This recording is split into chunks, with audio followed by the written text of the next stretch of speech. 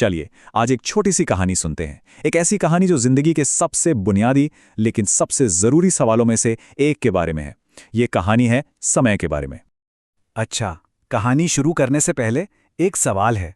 जरा सोचिए, अपने पास मौजूद चीजों में सबसे कीमती चीज क्या है?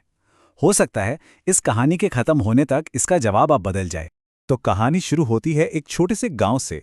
वहां एक पिता थे जो अपने बेटे को लेकर बड़े परेशान रहते थे। बेटा था ही ऐसा जिसका काम था बस दिन भर यूं ही घूमना फिरना और अपना समय बर्बाद करना। तो एक दिन पिता ने सोचा, चलो इसे एक सबक सिखाते हैं।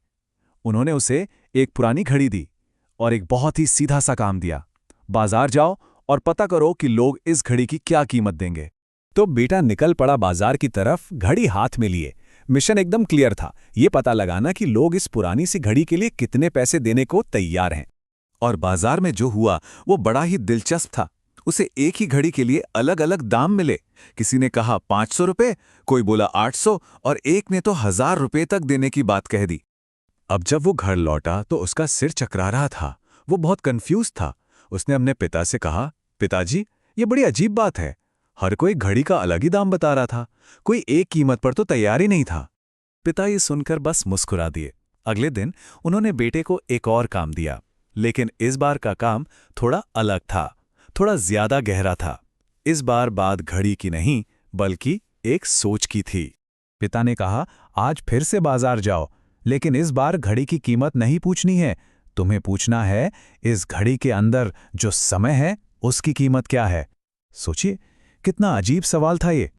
और बाजार में जो हुआ वो लड़के के लिए बहुत बुरा था।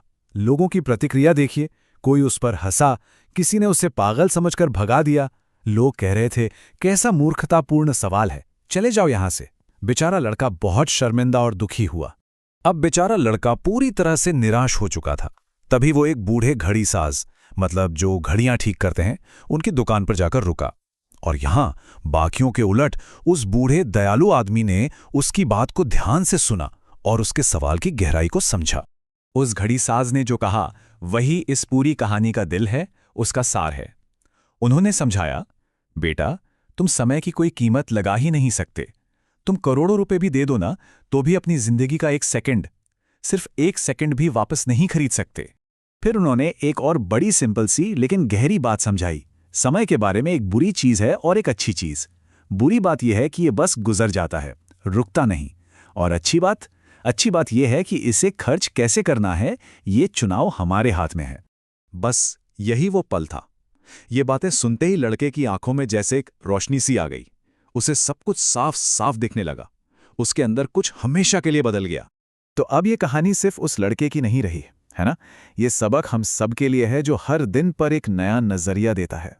घड़ी साज ने एक और बड़ी जबरदस्त बात कही थी, चाहे कोई कितना भी अमीर हो या गरीब, हर किसी को दिन में सिर्फ और सिर्फ 24 घंटे ही मिलते हैं। तो असली फर्क किस चीज से पड़ता है? फर्क इस बात से नहीं पड़ता कि किसके पास कितना समय है, क्योंकि वो तो सबके पास बराबर है। असली फर्क तो इस बात से पड़ता है कि कोई उन घंटों का इस्तेमाल कैसे करता है। और उस दिन के बाद वो लड़का पूरी तरह बदल गया। उसने मेहनत करनी शुरू की, अपने समय का सही इस्तेमाल करना सीखा, क्योंकि अब उसे हर एक पल की असली कीमत पता चल गई थी। तो आखिर में समय के कुछ नियम हैं जिन्हें हम इस कहानी से सीख सकते हैं। ये मुफ्त है, पर इसकी कोई कीमत नहीं लगाई जा सकती। ये अनमोल है। आप इसे खरीद नहीं सकते, लेकिन हाँ, इसका इस्तेमाल जरूर कर सकते हैं।